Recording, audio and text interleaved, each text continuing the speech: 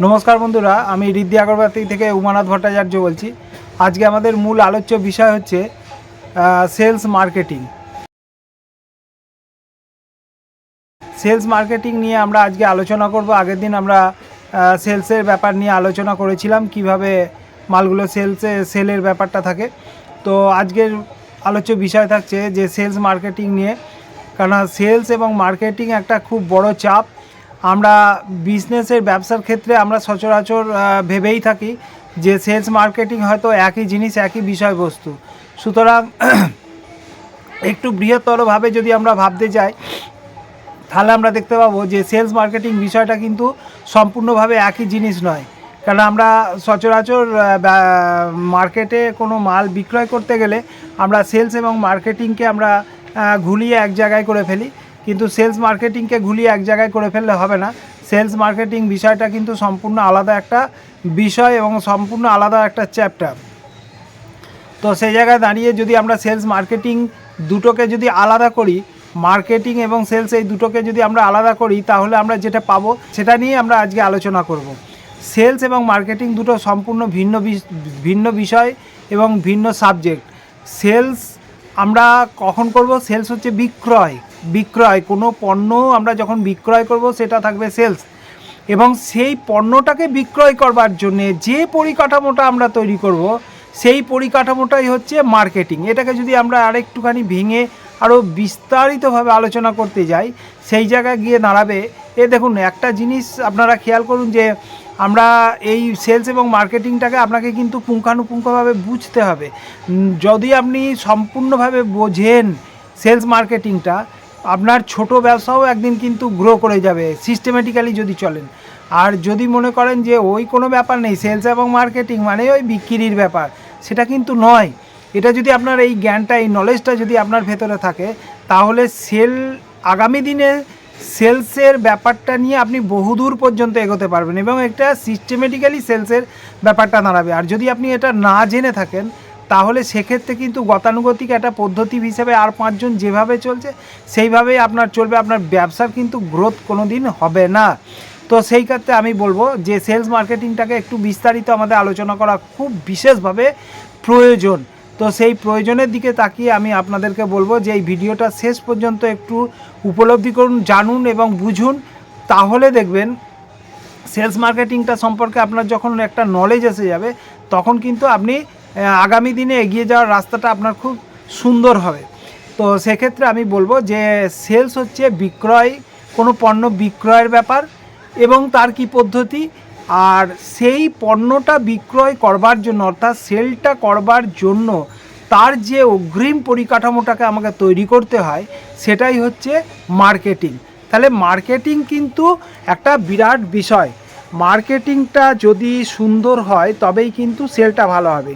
একটা জিনিস আপনি লক্ষ্য করে দেখবেন যে আমরা যখন খিদে পায়, আমাদের খিদে পায়, তো খিদে পেলে আমরা কি করি? আমরা ভাত বা যে কোনো খাবার খাই। তো যে কোনো খাবার খাবার সময় আমরা তখন কি করি যে আমরা ওই খাবারটা কিন্তু মাটিতে ফেলে রেখে খাই না। তা আমরা কিভাবে খাই না, আমরা সেই খাবারটা খাই একটা পাত্রের মধ্যে রেখে আমরা কিন্তু সেই খাবারটা খাই, চাই একটা থালা হোক, প্লেট হোক, এনিথিং। তো আমাদের এখানে আমাদের যে খিদে পাচ্ছে অর্থাৎ খাবার যে আকাঙ্ক্ষাটা তৈরি হয়েছে সেই খাবার আকাঙ্ক্ষাটাই হচ্ছে আমাদের চাহিদা। এই চাহিদাটা তখন যদি চাহিদা তৈরি হয় এবং সেই চাহিদার পরিপ্রেক্ষিতে যে পণ্যের ওপর চাহিদা হয় সেই পণ্যর মূল্য বৃদ্ধি হয়, সেই পণ্যটার মূল্য তখন তৈরি হয় এবং সেই খাবার অর্থাৎ খাবারের চাহিদাটা তখন আপনার কাছে খুব মূল্যবান হবে। অর্থাৎ আপনার যদি জল তেষ্টা পায়, এটা ধরি আপনার যদি প্রচণ্ড পরিমাণে জল তেষ্টা পায় তাহলে আপনাকে জল খেতে হবে। তাহলে জলটা খাবার যে ইচ্ছাটা, যে তৃষ্ণাটা আপনার তৈরি হয়েছে সেই তৃষ্ণাটাকেই আমি বলবো চাহিদা।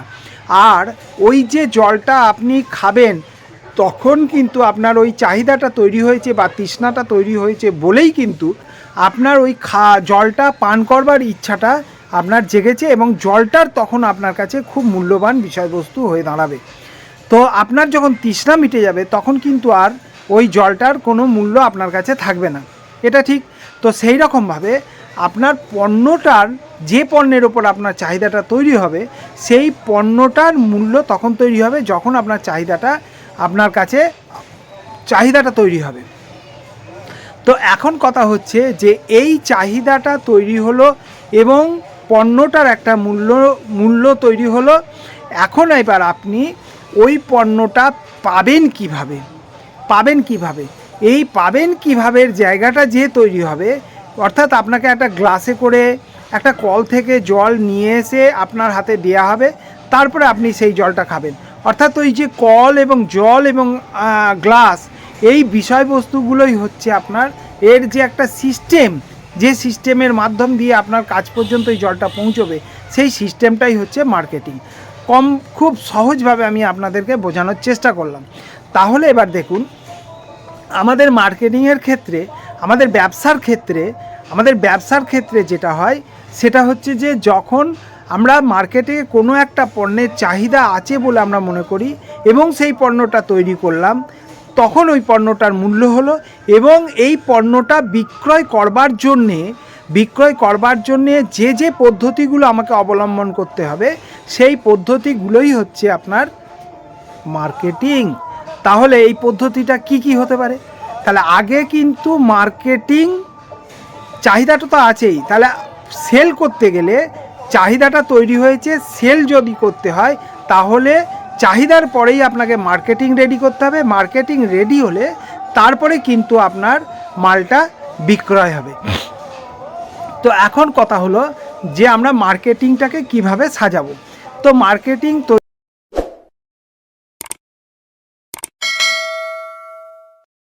তাহলে বন্ধুরা, সেলসের থেকে আগে হচ্ছে মার্কেটিংয়ের পর সেলস হচ্ছে মার্কেটিংয়েরই কিন্তু একটা পার্ট।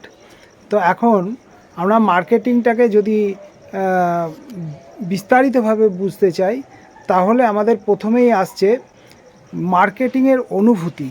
মার্কেটিংটা একটা অনুভূতির বিষয় এই কারণেই যে মার্কেটের মধ্যে লক্ষ লক্ষ মানুষ, লক্ষ লক্ষ গ্রাহক, সেই গ্রাহকরা কী ধরনের পণ্য বা কোন পণ্য চায় এবং তাদের চাহিদাটা কি, এইটা বোঝা, এটা খুব গবেষণা করে বোঝাটাই হচ্ছে কিন্তু মার্কেটিংয়ের একটা বড় কাজ।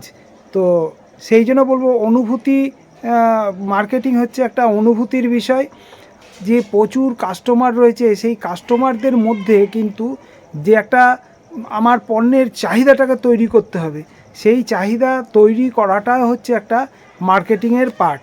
তো চাহিদা তৈরি হলো, এবার আমাদের মার্কেটের মধ্যে যেসব কাস্টমাররা রয়েছে বা যেসব গ্রাহকরা রয়েছে, সেই তাদের মধ্যে একটা পণ্য, আমি একটা যে পণ্যটা তৈরি করেছি সেই পণ্যটার চাহিদাটা তাদের মধ্যেকে তৈরি করতে হবে।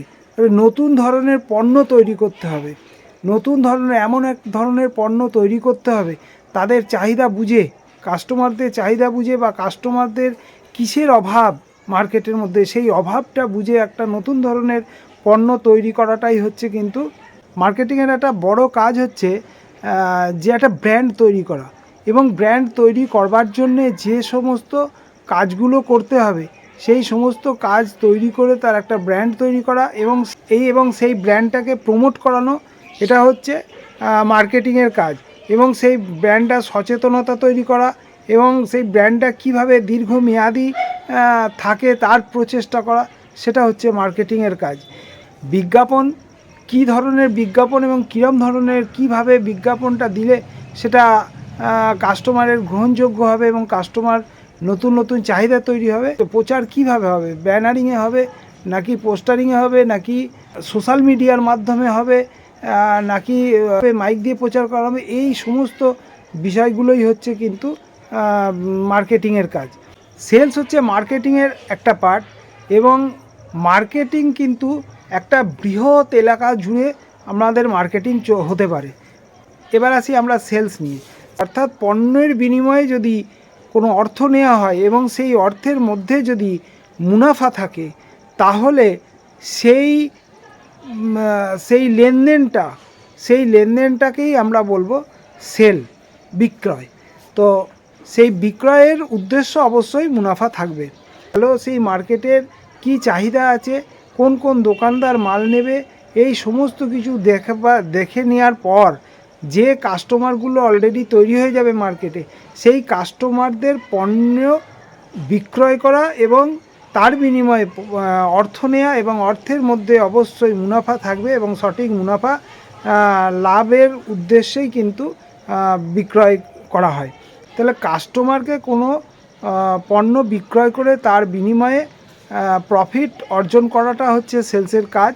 এবং সেলসের সবথেকে বড় ব্যাপার হচ্ছে যে কাস্টমারগুলো আছে তাদেরকে সুন্দর ব্যবহার করবে এবং ব্যবহারের মাধ্যমে তাদেরকে দীর্ঘদিন তাদের সাথে ব্যবসা করবে, বাণিজ্য করবে, এগুলো করতে পারবে। তার যে সিস্টেমেটিক্যালি তাকে ধরে রাখার যে পদ্ধতিগুলো, সেগুলোই হচ্ছে সেলসের কাজ। যাই হোক, আজকে মোটামুটি আমরা মার্কেটিং এবং সেলসের বিষয়টা আমরা বোঝাতে পারলাম। যদি ভালো লাগে তাহলে অবশ্যই লাইক করবেন, আর যারা সাবস্ক্রাইব করেছেন আমার চ্যানেলটাকে তাদেরকে অসংখ্য ধন্যবাদ জানাই। আর যারা এখনও সাবস্ক্রাইব করেননি অবশ্যই যেন আমার চ্যানেলটাকে সাবস্ক্রাইব করে নেবেন, এবং যদি ভালো লাগে অবশ্যই লাইক করবেন, শেয়ার করবেন। আর আপনাদের এই লাইক এবং শেয়ারের জন্য আমি খুব উৎসাহিত হব, এবং তার ফলে আরও নতুন নতুন ভিডিও আপনাদেরকে উপস্থাপন করতে পারবো। আজকের ভিডিও এই পর্যন্তই। আসি বন্ধু, দেখা হবে আবার একটা নতুন কোনো ভিডিওয়। সকলকে নমস্কার জানাই, ভালো থাকবেন, সুখে থাকবেন।